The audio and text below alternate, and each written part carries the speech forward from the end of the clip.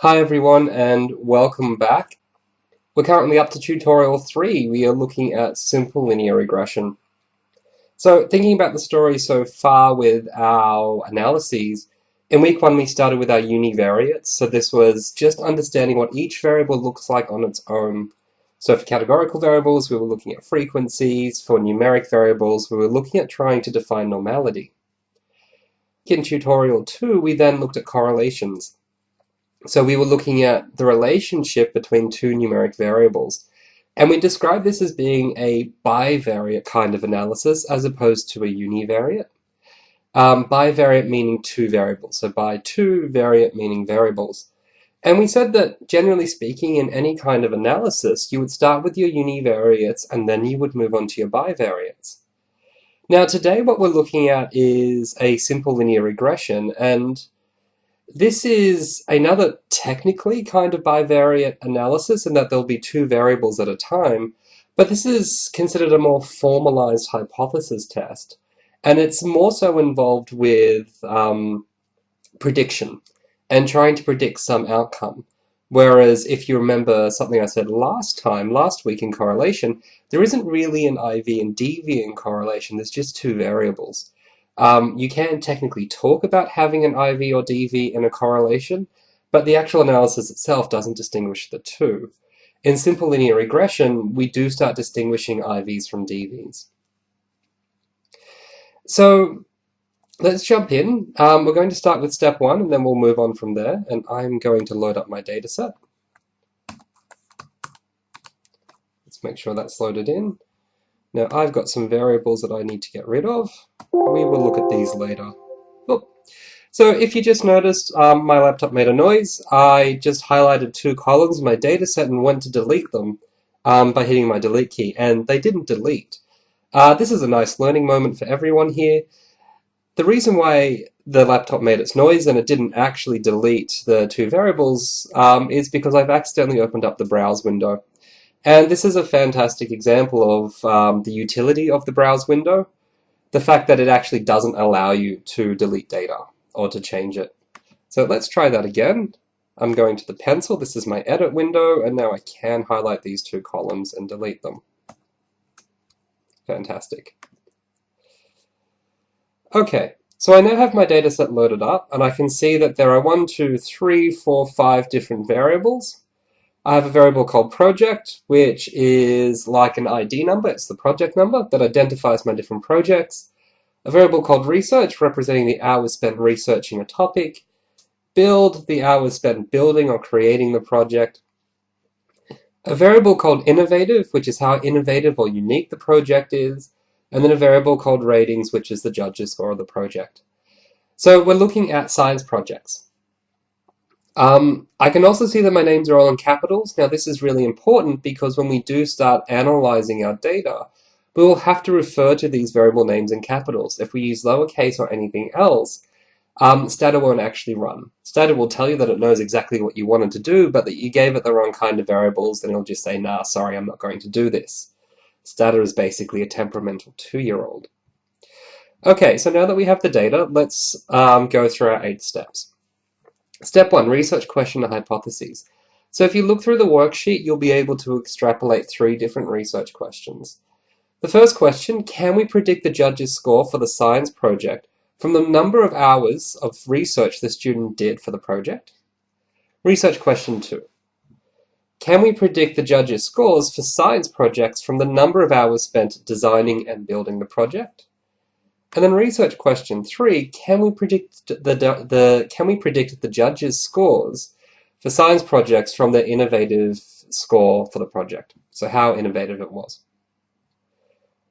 Moving on to step 2, if we look, we can take straight from the document that we were given.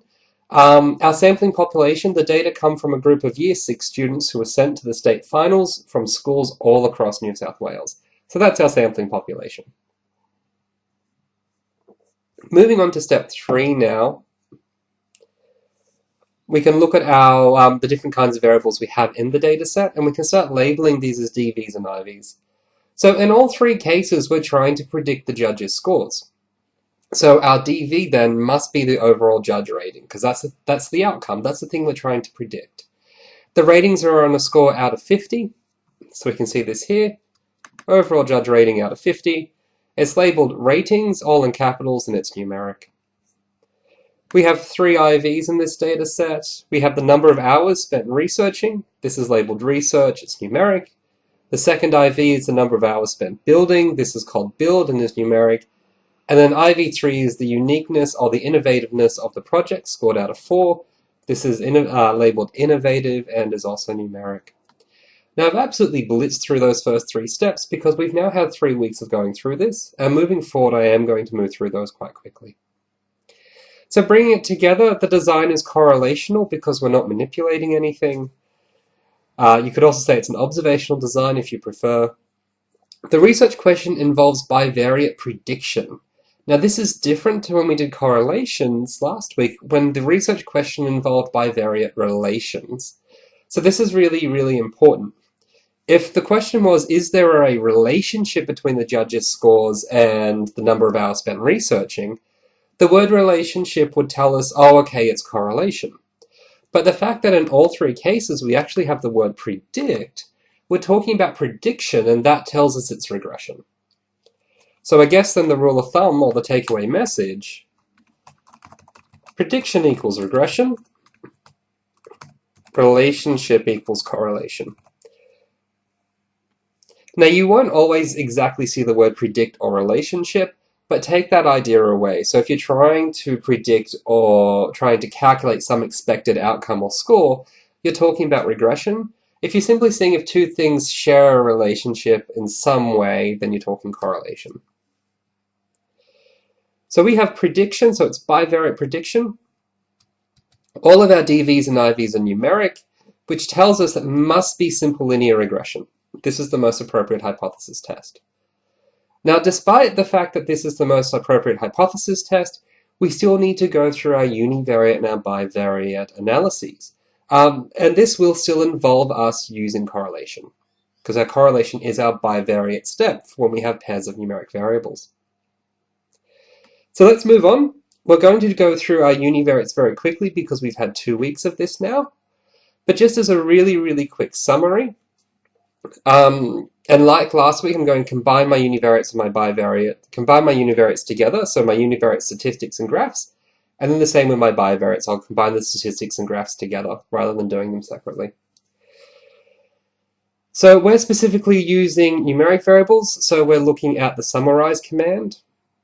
And just as a reminder, we have 5 features of normality: central tendency, variability, skewness, kurtosis, and modality. Modality can only be assessed using histograms, whereas central tendency, variability, skew, and kurtosis can all be assessed using the summarize command. Another command that is made available to us is swilk. This is a Shapiro-Wilk test, and it's a formal significance test of normality. We'll talk about this in a second. It's not totally reliable, so it's just one more piece of information that you can use to define normality, but not something to rely on. So rather than looking at everything, I'm just going to look at our DV. Now our DV is called rating. So the reason why I'm just looking at the DV today, actually I'll produce all of it for you, but we're just going to look at the DV. The reason for this is partly because of time, and we've done this to death now, so I really want to just focus in on one variable as an example. Okay. So I can run all 3 of these. Summarize and swilk are both statistics, so that'll go in my output, and then my histogram will open up in a new window. Now looking at my histogram, let's just look at this first because it sort of gives you an eyeball figure. It's really, really hard to tell what's going on here. We've only got 4 columns, right?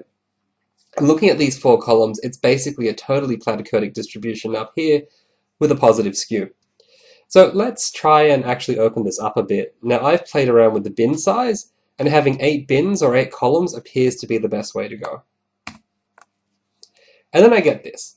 This looks a little bit messy, right?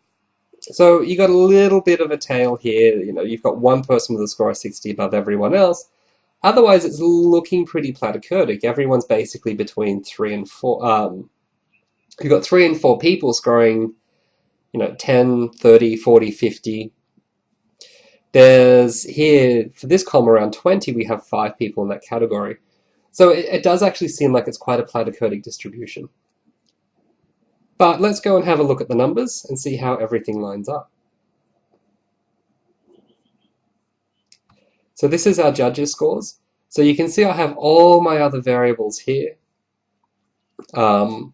which please go away and have a look at each of these on your own. Line them up with a histogram, have a look at the Shapiro-Wilk, see if they all match, and if there's any discrepancies, think why that might be.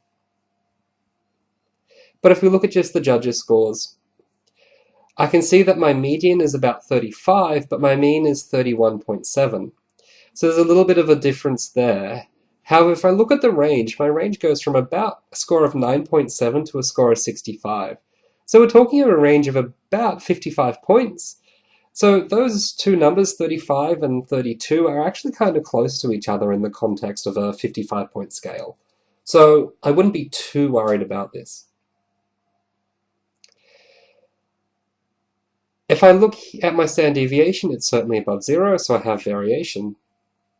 My skewness, I have a skew of 0.27, so this is suggesting that I have a slightly positive skew because my skewness is above 0. But it is still very, very close to 0. The bigger issue is kurtosis. Kurtosis is 2.4. It's suggesting that it is a slightly platycodic distribution. Looking at the data, looking at the histogram, I really did see that the platycodic distribution come out. And that was the big comment that I had about it. And that's being reflected here. However, if I look at my Shapiro-Wilk, I can see that the p-value is 0.4. Now remember, with Shapiro-Wilk, we want our p-values to be greater than 0.05, so we want them to be non-significant.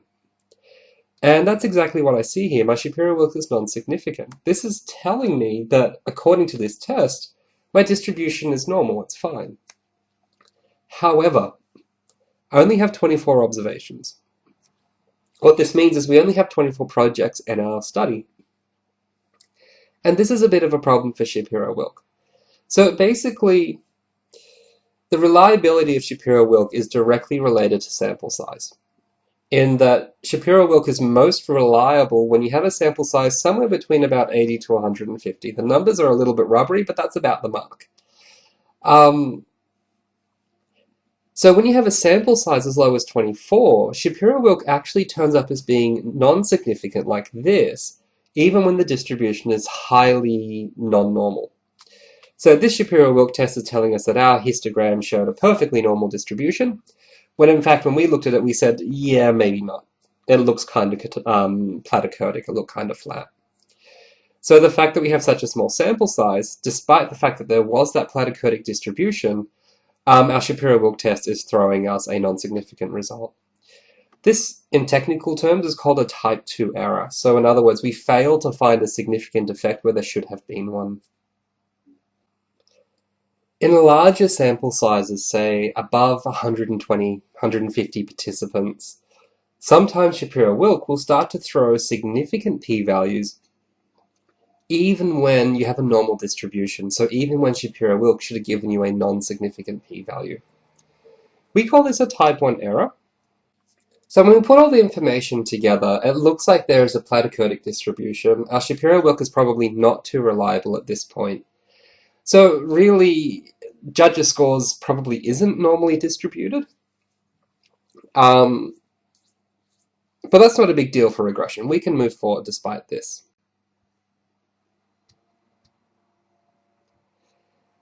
So again, please go away and do this for the other variables as well, but we're just going to look at that ratings variable. So let's move on.